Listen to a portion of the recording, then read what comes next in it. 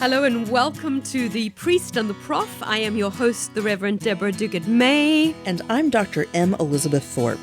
This podcast is a product of Trinity Episcopal Church in Greece, New York. I'm an Episcopal priest of 26 years, and Elizabeth has been a rhetoric professor since 2010. And so join us as we explore the intersections of faith, community, politics, philosophy, and action.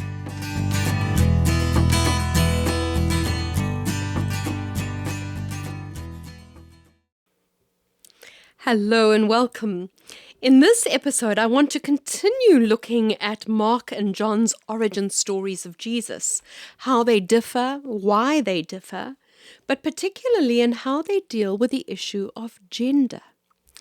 If you go back to one of our previous episodes, you will see Elizabeth and I looked at this theme in the Gospels of Matthew and Luke, but I want us to look at them through Mark and John's eyes. Now, remember, Mark is writing after the temple has been destroyed to Jews and Gentiles who are socially and economically struggling. This is an incredibly difficult time of social change where they are feeling like everything that had given security to them has now been destroyed, and they're feeling vulnerable. And then Mark begins his gospel with the beginning of the good news of Jesus Christ, the Son of God. Everybody is ready for good news, especially the poor and the vulnerable who are reading Mark. So the question is, well, what then is this good news? You know, in times of great social change, we always see two movements emerging. One will be to want to go back to the way things were, a return to the old ways, family values, a deeply conservative movement. And the other will be the need for something radically new, a realizing that the old ways no longer work or even can work anymore. They're gone, and a new way needs to be found. Mark will give the community the latter. And so he begins with Jesus. No mention of Mary or Joseph, of a traditional family, of a conception or a childhood, not even the mention of a human father or virgin birth. For Mark, there is no emphasis on Jesus' mother or any female role in his origins. For Mark, he is simply the divine Son, the Son of God, not created through any gendered family story, but declared through God's own voice breaking into our world at his baptism. You are my Son, the beloved. For Mark, the birth story of Jesus is not about pregnancy and birthing, but it's about baptism. A choice that we make to proclaim that we too are God's children, beloved and pleasing to God. In fact, in Mark's gospel, it's interesting that Mary and his family don't even appear until much later in the gospel, where Jesus, in very difficult words, literally redefines family. When people are telling him, your family is here for you, Jesus says, who is my mother and my brother and my sister? Whoever does the will of God is my brother and sister and mother. This must have been almost offensive to his traditional biological family. But here we see Jesus teaching us that to follow God may mean we need to detach our identities from our traditional family and gender structures in order to do the will of God. And that following God will mean we inherit a new family, not based on gender biological roles and relationships, but on seeking and doing the will of God. This is not biological family first, but the family of those who do the will of God first. This is not traditional family values, but upending the whole patriarchal family system by creating a new family, not defined by biological or gendered roles. What is interesting in Mark's gospel is that although women are absent as birthers and mothers in the beginning of Jesus' story, according to Mark, they are crucial at every important moment in the rest of the gospel. Women are the ones at the foot of the cross when the male disciples run away. Women are the first witnesses to witness the empty tomb and the resurrection. Mark is showing women in his gospel not as birthers and mothers, first and foremost, but instead as disciples and witnesses of the life, death, and resurrection of Jesus, and therefore disciples and apostles in this new faith community.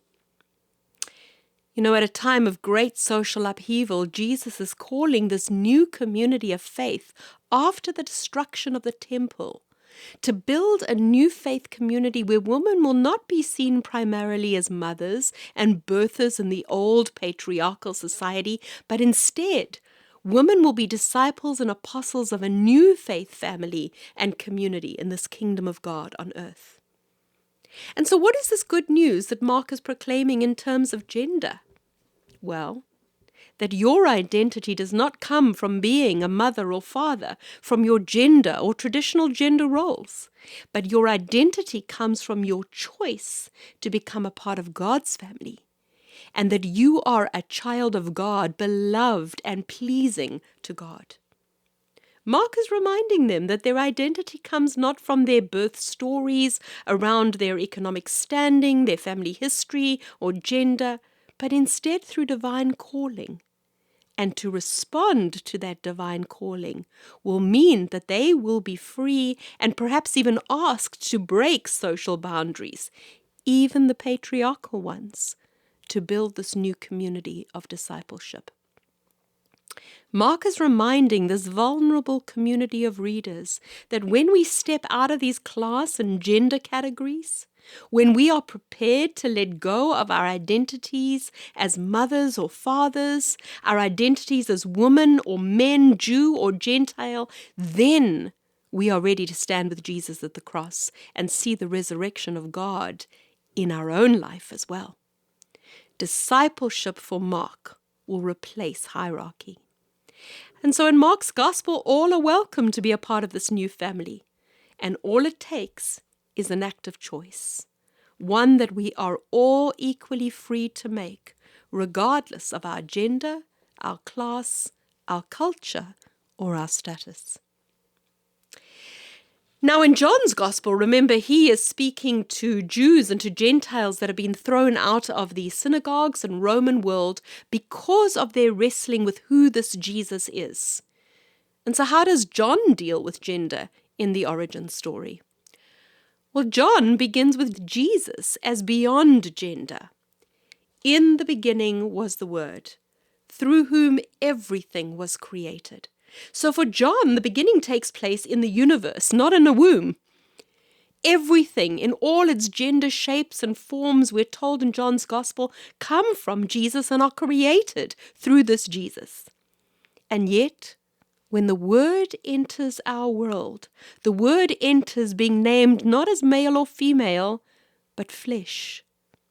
Jesus comes in the flesh of humanity. And so again, we see John presents Jesus without a biological mother or father, because Jesus always has been and was never created. Jesus is instead the creator. And when God enters our world, it is as humanity, the focus being on the humanity of God, not the gender.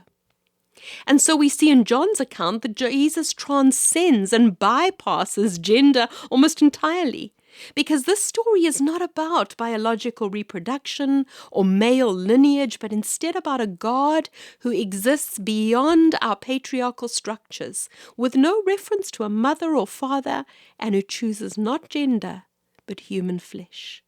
This really is a story of incarnation, not of birth.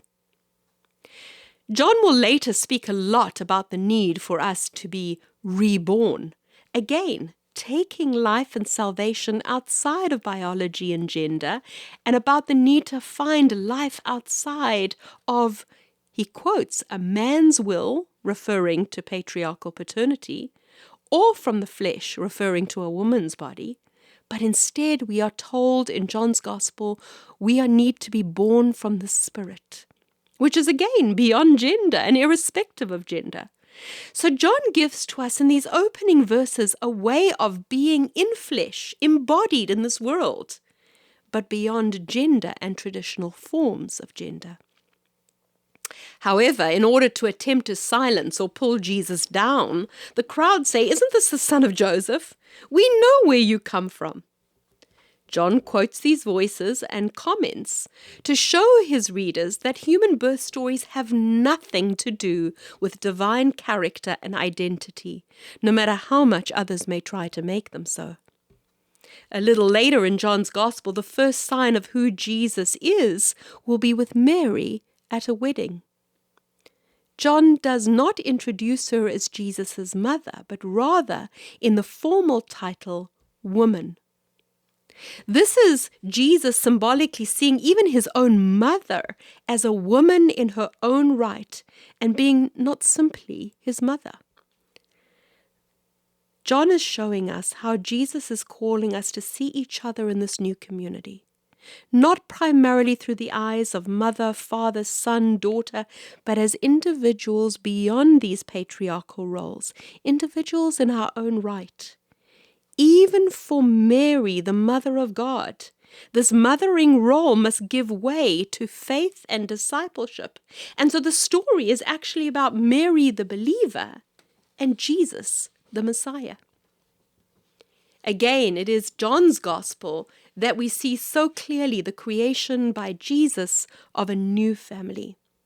So at the foot of the cross, Jesus says to Mary, not mother, but woman, behold your son, referring to John. And then to John he says, behold your mother. But again, mothering for Jesus is not biological. It is the role we embrace in this new family. And so in the story in John, a new spiritual family is being created beyond biological and gender ties, but rooted in faith. Just as we see in Mark's gospel, this moving beyond biological gender is not a diminishment of who we are, particularly as women, because Mary is the woman who begins his public ministry at the wedding of Cana. In John's Gospel, it is the Samaritan woman who's the first to proclaim him as Messiah. In John's Gospel, it is Martha of Bethany that makes the strongest confession of faith. I believe you are the Christ, the Son of God. And it is Mary Magdalene that is the first witness of the resurrection and becomes the first apostle. And so women in John's Gospel are held in the highest regard, but not because of their biology, but because of who they are as people of faith. John is reminding this community that has been excluded from the rest of their people that they have an opportunity to create a whole new community of faith, that this is the beginning of a new family. But John is equally saying to them, don't repeat the patriarchal structures that don't serve you. Instead, find a new way to be together as a faith family, a way of deep equality, irrespective of biology and gender. Because in John's Gospel, salvation is for all. To all who receive him, he gave power to become children of God. This ostracized community are being called children of God, irrespective of whether they were Jewish or Gentile, male or female, poor or middle class, and they are to share in the divine life of the Word of God through faith and being reborn in the Spirit. Thank you for listening to The Priest and the Prof. Find us at our website, priestandprof.org. If you have any questions or concerns, feel free to contact us at podcast@priestandprof.org.